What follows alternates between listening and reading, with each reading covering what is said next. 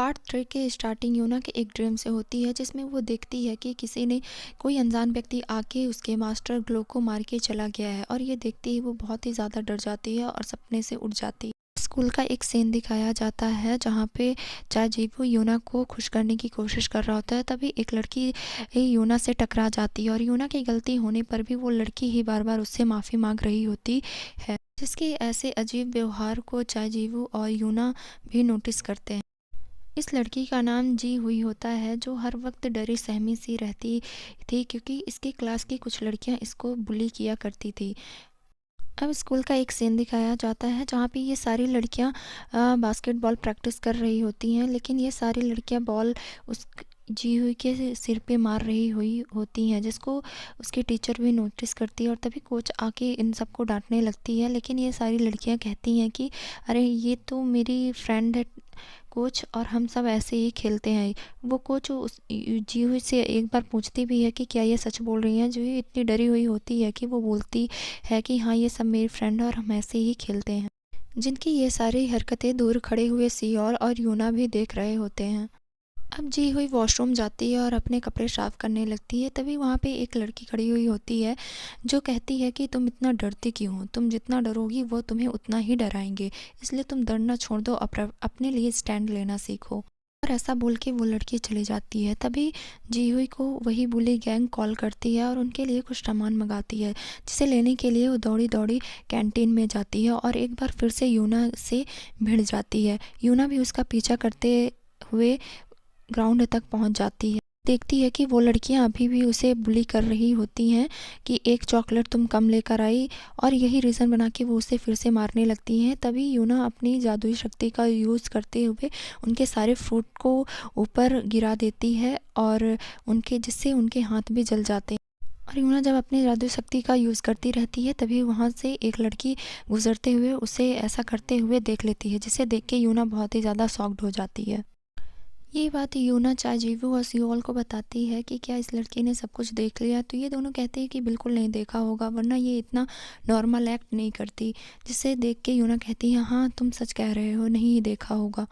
अब हमें फिर वो सीन दिखाया जाता है जहाँ पे ये तीनों लड़कियाँ उस लड़की यानी जीहू को एक रूम में बंद कर देती हैं और चली जाती हैं। जो ये अब रूम में बहुत बंद बंद रहती है और बहुत ही ज़ोर-ज़ोर से चिल्लाने लगती है। तभी वहाँ पे एक अनजान व्यक्ति आता है और इससे हमें पता चल जाता है कि वही व्यक्ति है जो लोगों को फैंटम बेड्स दे रहा होता है, जिसे देख के जीहू बहुत ही ज़्यादा डर जाती है।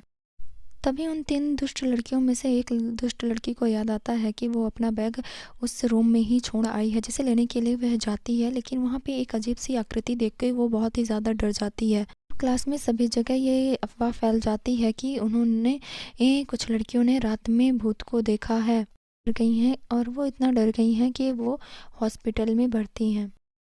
दूसरी तरफ ये तीनों तीसरे फैंटम की तलाश में लगे हुए होते हैं, जिसमें शोल अपनी बुक निकाल के कहता है कि ये जो तीसरा फैंटम है ये बहुत ही ज़्यादा डरा हुआ है। इनमें भी इंसानों की जैसी ही भावनाएं होती हैं, बस ये बुरी होती हैं।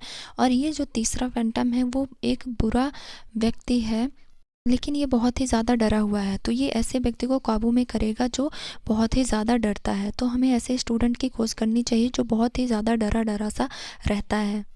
दूसरी तरफ जी हुई जो कि अब फैंटम के कब्जे में थी, वो उस लड़की के पास आती है जिसने उसे एडवाइस दिया था। वो उसे कहती है कि क्या तुम किसी चीज़ से नहीं डरती, जिसकी बातें वो नहीं समझ पाती कि आखिर कह क्या रही है। तो वो बोलती कि हर इंसान किसी न किसी चीज़ से डरता है, तो तुम भी तो किसी चीज़ से डरती ही होगी ना। और ऐसा बोल के जी हुई चली जाती है, जिसकी बातें वो लड़की बिल्कुल भी समझ नहीं पाती है। दूसरी तरफ यूना अपने दोस्तों के साथ बैठे के उस लड़की के आने का इंतज़ार कर रही होती है। दरअसल इन्होंने एक प्लान बनाया था कि ये डरने का नाटक करेंगे और वो फैंटम इनको डरा हुआ देख के इनके पास ज़रूर आएगा और ये फिर उसे पकड़ लेंगे। और ऐसा होता भी है, जी हुई इनको डरा हुआ देख के इनके पास आ जाती है और अब इन तीनों के बीच में एक घमासान युद्ध होने लगता है, जिसमें ये फैंटम जी हुई इन तीनों को ही इनके डर का से सामना करवाती है, जिसमें सियोंग को वो दिखाती है कि उसके आसपास जोकर हैं इसे देख के सियोंग बहुत ही ज़्यादा डर जाता है। इसे शांत कराने के लिए यूना आगे बढ़ती ही है, लेकिन तभी वहाँ पे वो चाजीबू को कब्ज़े में कर लेती है और चाजीबू अपने ड्रीम में देखता रहता है कि उसे कोच उसकी टीम से बाहर निकाल दे रहे हैं और ये देख के वो बहुत ही ज़्यादा रोता है, जिसे काबू में करने के लिए यूना आती है, लेकिन वो बिल्कुल भी उठ नहीं रहा होता है और तभी यूना को भी वो फैंटम कब्ज़े में कर लेता है। यूना वही ड्रीम देखने लगती है जो आज उसने सुबह देखा था कि किसी ने उसके मास्टर यानी ग्लो को मार दिया है। और तभी वो लड़की आती है जिसने यूना को जादू करते हुए देख लिया था। वो उसे उठाने की बहुत कोशिश करती है लेकिन उठती नहीं, लेकिन वो तभी जब ज़ोर से चिल्लाती है तो यूना अपने होशो-हवास में आ जाती है और अपनी पावर का यूज़ करते हुए वह एक जादुई तलवार निकालती है और जीहुई के आर-पार कर देती है, जिससे कि वो फैंटम उसकी बॉडी से निकल जाता है।